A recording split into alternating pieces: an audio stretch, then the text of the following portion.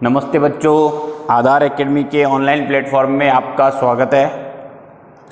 जो हम पिछले लेक्चर में बात कर रहे थे आवर्त सारणी की, और आवर्त सारणी का हमने स्वरूप देखा, जिसमें हमने ये देखा कि आवर्त सारणी को मुख्यतः 4 ब्लॉक्स में डिवाइड किया गया था। S block, P block, D block और एफ ब्लॉक। देखिए, आवर्त सारणी मेनली इसे डिवाइड किया गया 4 ब्लॉक्स में।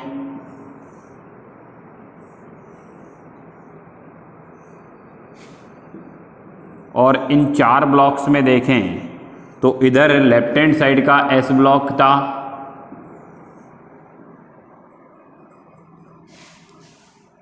फिर यहां पर ये पी ब्लॉक, फिर ये डी ब्लॉक और नीचे एफ ब्लॉक।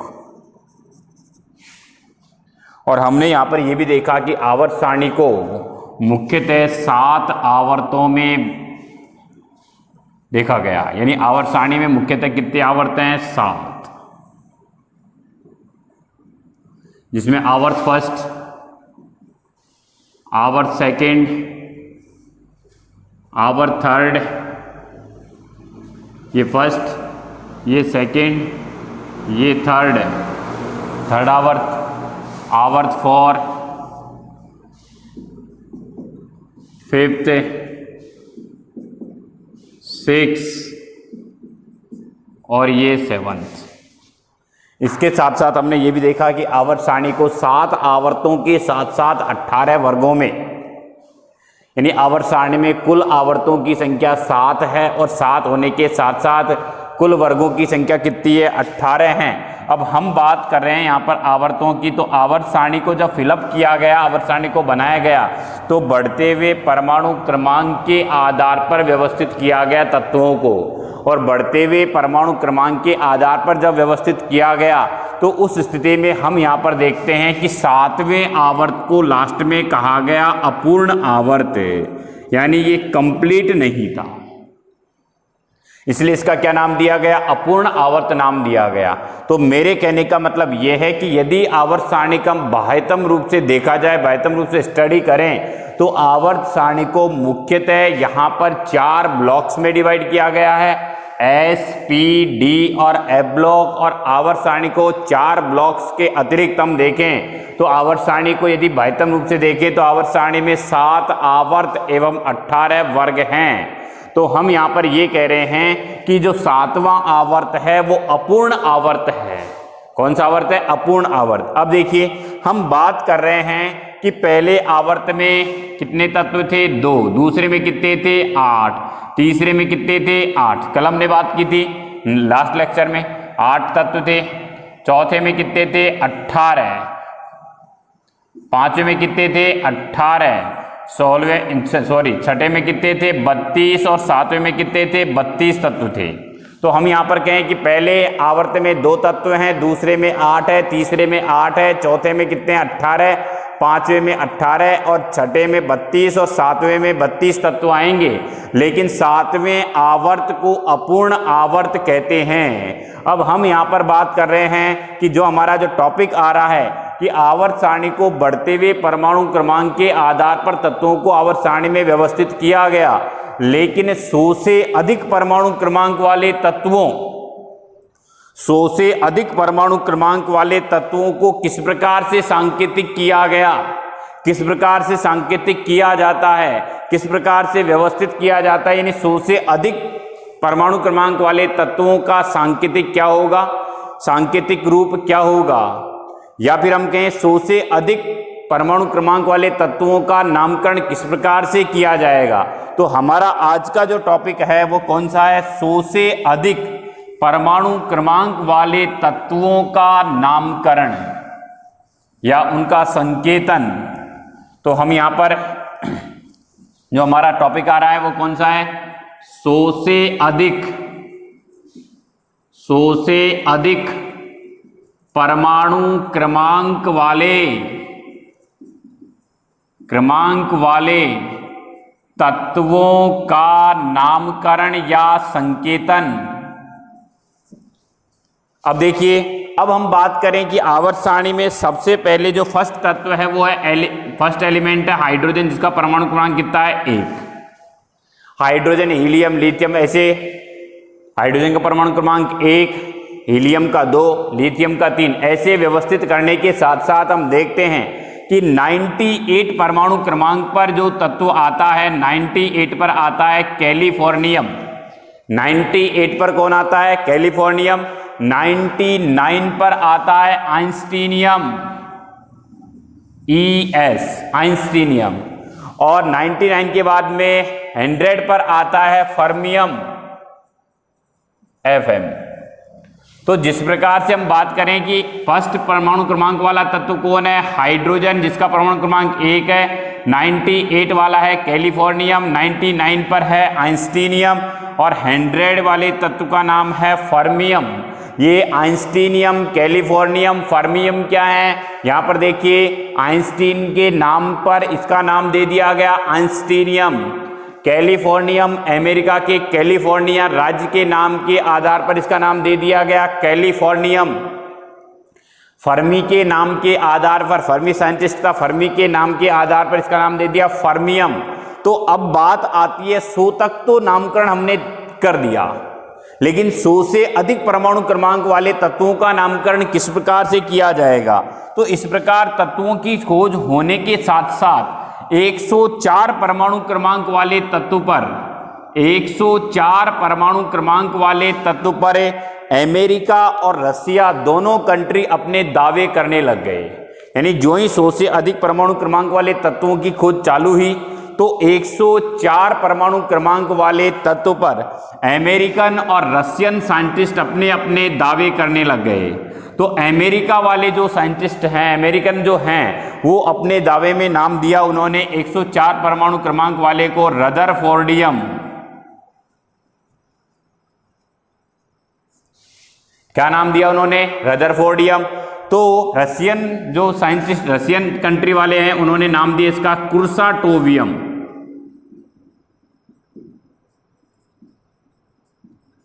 कुर्साटोवियम। अब देखिए, जब दोनों अपना दावे स्वीकार, दोनों अपने अपने दावे देने प्रदर्शित करने लग गए, तो उस स्थिति में तत्व का नाम तो एक ही रहेगा, या तो रदरफोर्डियम नाम रहेगा या फिर कुर्साटोवियम नाम रहेगा। अब देखिए, रदरफोर्डियम किसने दिया? अमेरिकन ने, अमेरिका ने। और कुर्साटोवियम किसने दिया? रसिया ने। अमेरिका वाले कहते हैं कि इसका नाम रदरफोर्डियम रहेगा, और रसिया वाले कहते हैं कि इसका नाम कुर्साटोवियम रहेगा। अब दोनों में से नाम तो एक ही रहेगा एक तत्व का, ये तो है नहीं कि दोनों के नाम रख देंगे, दोनों ही नाम रख देंगे, रदरफोर्डियम भी बोल दो और कुर्साटोवियम भी बोल दो। तो इस समस्या के समाधान के लिए, इस समस्या के समाधान के लिए केमिस्ट्री में नामकरण के लिए एक कमेटी है, एक तरह से ऑर्गेनाइजेशन, संगठन है, वो है IUPAC। कौन है? IUPAC। केमिस्ट्री में नामकरण से संबंधित जो भी समस्या है उसके समाधान के लिए जो ऑर्गेनाइजेशन है वो है IUPAC। इसका पूरा नाम क्या है? इंटरनेशनल, तुमने 10वीं में पढ़ा होगा, international union of pure and applied chemistry.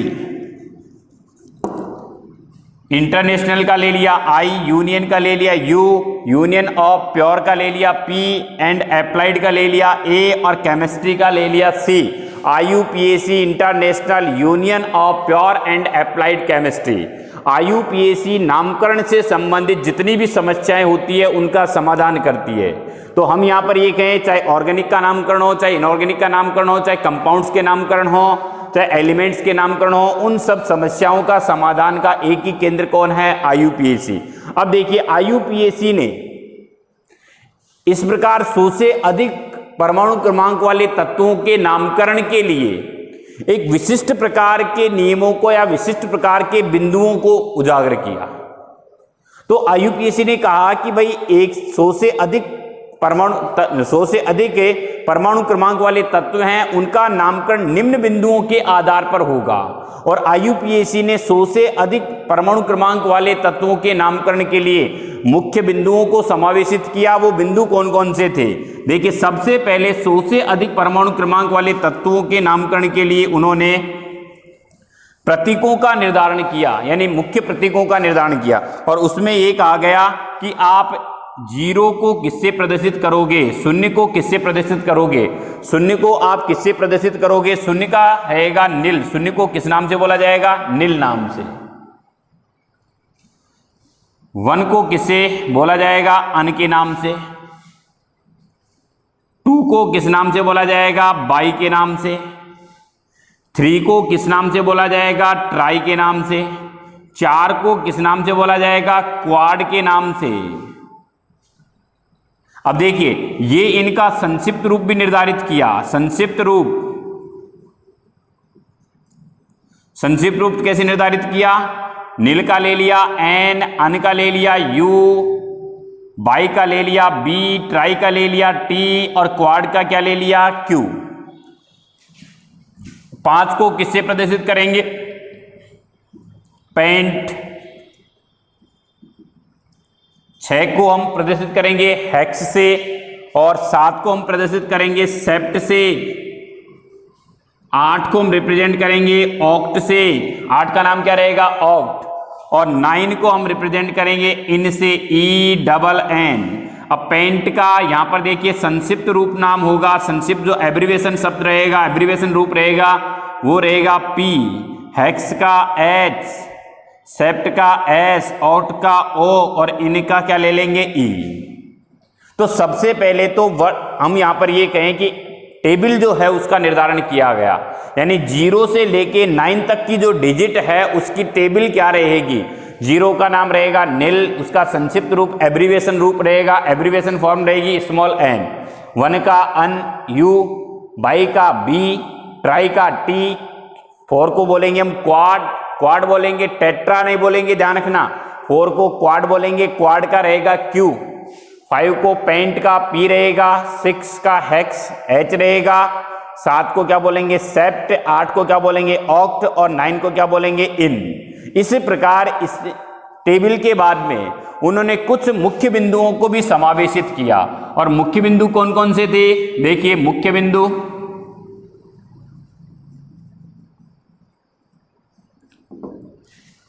इस प्रकार जो मुख्य बिंदु थे उनमें पहला मुख्य बिंदु क्या था कि परमाणु क्रमांक जो है 3 अंकों में होता है। 100 से अधिक तत्वों के परमाणु क्रमांक 3 अंकों में होता है, तो उसका तत्व का सांकेतिक रूप भी 3 अक्षर में ही होना चाहिए। फर्स्ट, परमाणु क्रमांक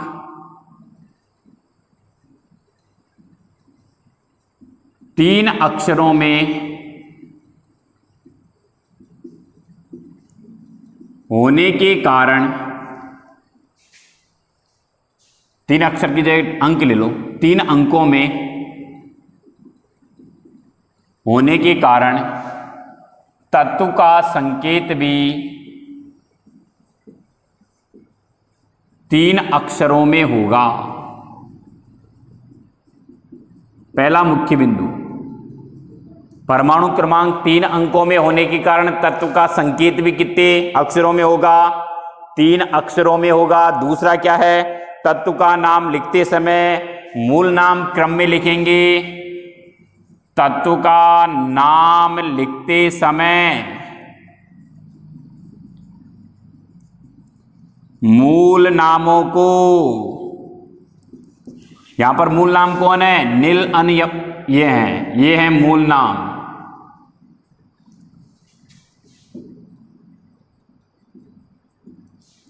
मूल नामों को क्रम में लिखा जाता है, क्रम में लिखते हैं। किस में लिखते हैं? क्रम में लिखते हैं। और अंतिम शब्द में ईयम, कोष्टक में IUM, ईयम जोड़ देते हैं। क्या जोड़ देते हैं? ईयम जोड़ देते हैं। तीसरा नियम क्या था? नाम का प्रतीक बनाते समय, नाम का प्रतीक बनाते समय प्रत्येक मूल नाम का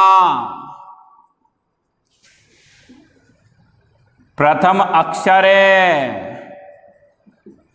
लेते हैं। देखिए मुख्य बिंदु जो हमारे 3 मुख्य बिंदु हैं वो कौन कौन से हैं कि पहला मुख्य बिंदु क्या है कि 100 से अधिक परमाणु क्रमांक वाले जो तत्व हैं उनमें 3 अंकों में होगा परमाणु क्रमांक, तो उसका जो संकेत है वो भी 3 अक्षरों में होना चाहिए। दूसरा, तत्व का नाम लिखते समय मूल नामों को क्रम में लिखते हैं, क्रम में लिखेंगे और अंतिम शब्द में क्या जोड़ देंगे? ईयम जोड़ देंगे। और नाम का प्रतीक बनाते समय प्रत्येक मूल नाम का प्रथम अक्षर लेते हैं। अब देखिए जैसे हम यहाँ पर 101 परमाणु क्रमांक वाले तत्व का नामकरण करें तो देखिए 1 को क्या बोलते हैं हम यहाँ पर? अन लिखेंगे। फिर उसके बाद में 0 को क्या बोलते हैं? शून्य को नील, नील। आगे देखिए फिर 1 को क्या लिखेंगे? वापस नील, उसके बाद में मूल नामों को क्रम में लिखते हैं, क्रम में लिख दिया। क्रम में लिखने के बाद में अंतिम शब्द में ईयम जोड़ते हैं, इसमें ईयम जोड़ देंगे नील, फिर आगे जोड़ देंगे IUM, तो इसका नाम हो गया अनिल अनियम, अनिल अनियम। तो देखिए अब इसका संकेत क्या हो जाएगा? संकेत क्या करेंगे? संकेत बनाते समय इसका प्रथम अक्षर ले लेंगे, इसका अन का प्रथम अक्षर ले लेंगे U, नील का प्रथम अक्षर ले लेंगे N, फिर इस अन का प्रथम अक्षर क्या ले लेंगे? U, तो इसका संकेत हो जाएगा UNU, इसका संकेत हो गया UNU। आगे देखिए 101 न लेकर के हम यहां पर कहें कि 112 परमाणु क्रमांक वाले तत्व का क्या नाम होगा, क्या संकेत होगा? देखिए 1 को क्या बोलेंगे? अन। आगे देखिए अन, फिर 1 को क्या बोलेंगे? अन, फिर 2 को क्या बोलेंगे? बाई, फिर बाई में क्या जोड़ेंगे? ईयम, तो बाईयम, BIUM, आई हट जाएगा और ये आई जुड़ जाएगा, बाईयम, तो इसका संकेत हो जाएगा UUB। अन का U ले लिया, इस अन का U ले लिया, बाईयम का क्या ले लिया? B ले लिया। अब देखिए यदि हम यहां पर 118 परमाणु क्रमांक वाले तत्व का नामकरण करें तो हम यहां पर कह देंगे अन, 8 को क्या बोलेंगे? ऑक्टियम, तो देखिए इसका U ले लिया, इसका U ले लिया, इसका ऑक्टियम का O ले लिया, तो इसका संकेत हो गया UUO। इस प्रकार 100 से अधिक परमाणु क्रमांक वाले जो तत्व हैं उनका नामकरण किस प्रकार से किया जाएगा और उनका सांकेतिक किस प्रकार से दिया जाएगा। तो नामकरण किस प्रकार से किया जाएगा और संकेत किस प्रकार से दिए जाएंगे, उनके लिए मुख्य बिंदु IUPAC ने निर्धारित किए। हम इन्हें मुख्य बिंदु भी कह सकते हैं, इसके अतिरिक्त हम इन्हें नियम भी कह सकते हैं कि IUPAC के मुख्य नियम ये थे। तो देखिए सबसे पहले तो हम 0 से लेके 9 तक की हमको ये याद रखनी है कि 0 से लेके 9 तक उनका मूल नाम क्या होगा और उनका एब्रीविएशन रूप क्या रहेगा, संक्षिप्त रूप क्या रहेगा। उसके बाद में हम मुख्य बिंदुओं को याद करते हुए, मुख्य बिंदुओं को ध्यान में रखते हुए हम इसका नामकरण देंगे। जैसे 101 है तो 3 अंकों में है परमाणु क्रमांक, तो इसका जो संकेत है वो भी 3 अंकों में, 3 अक्षरों में चलेगा। अन, नील, अनियम। आगे ईयम जरूर जोड़ना है, इसमें गलती नहीं करनी है, ईयम जरूर आएगा क्योंकि बिना ईयम के वो नाम नहीं दिया जाएगा। अन, नील, अनियम, तो ये हो गया UNU। अब देखिए 112 के बाद में यदि हम 104 नंबर का नामकरण करना चाहें, 104 नंबर वाले तत्व का नामकरण करना चाहें तो 104 नंबर वाले तत्व का नामकरण क्या होगा? 104 परमाणु क्रमांक वाले तत्व का नामकरण 1 को क्या लिखेंगे हम यहां पर? अन, 0 को क्या बोलेंगे? नील। 4 को क्या बोलेंगे? क्वाडियम, QUADIUM, क्वाडियम। अन का ले लेंगे U, नील का ले लेंगे N, क्वाडियम का ले लेंगे Q, तो इसका नाम हो गया UNQ अकॉर्डिंग टू IUPAC के अनुसार। इसका संकेत क्या हो जाएगा? UNQ, अनिल क्वाडियम।